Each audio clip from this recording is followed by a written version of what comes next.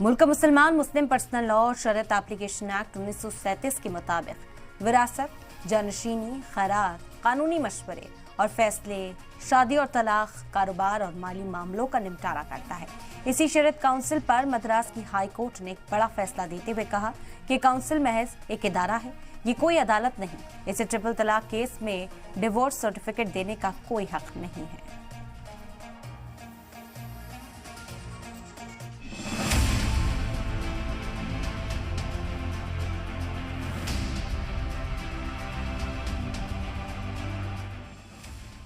Madras high court ने मुल्क के मुसलमानों से जुड़े शरीयत काउंसिल पर बड़ा तबसरा करते हुए कहा कि शरीयत काउंसिल कोई अदालत नहीं है, बल्कि ये सिर्फ एक प्राइवेट इदारा है।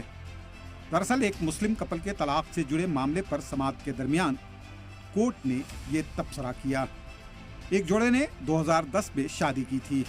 कुछ साल बाद शौहर ने बीवी को तलाक दे दिया। 2017 में तमिलनाडु की तौहीद जमात यानी शरीयत काउंसिल ने इस कपल को तलाक का सर्टिफिकेट जारी कर दिया था, जिसकी समाअत करते हुए मद्रास हाई कोर्ट ने कहा कि शरीयत काउंसिल कोई अदालत नहीं, ये सिर्फ एक प्राइवेट इदारा है। पारिवारिक माली दिक्कतों को दूर करने में मदद कर सकता है। इसे ट्रिपल तलाक केस में डिवोर्स सर्टिफिकेट देने का हक नहीं। तलाक के लिए कानूनी स्टैंप जरूरी है। अब सबसे पहले ये समझना जरूरी है कि ये शरीयत काउंसिल होता क्या है। मुस्लिम पर्सनल लॉ एप्लीकेशन एक्ट 1937 सभी मुसलमानों पर नाफिज होता है। यह कानून मुसलमानों में विरासत, जानशीनी और खैरात से मुताल्लिक है।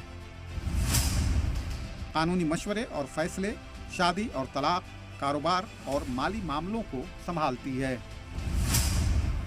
शरीयत या इस्लामी कानून इस्लाम का एक बुनियादी मजहबी तस्वुर है। मुसलमान इसे अल्लाह के अहकामात के तौर पर देखते हैं।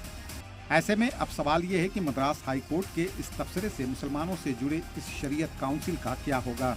क्या अब शरीयत काउंसिल की कोई अहमियत बाकी नहीं रहेगी? क्या अब तलाक के लिए शरीयत काउंसिल नहीं बल्कि कोर्ट का स्टैंप ही जरूरी हो जाएगा? सलाम टीवी के लिए नदीम अहमद की रिपोर्ट।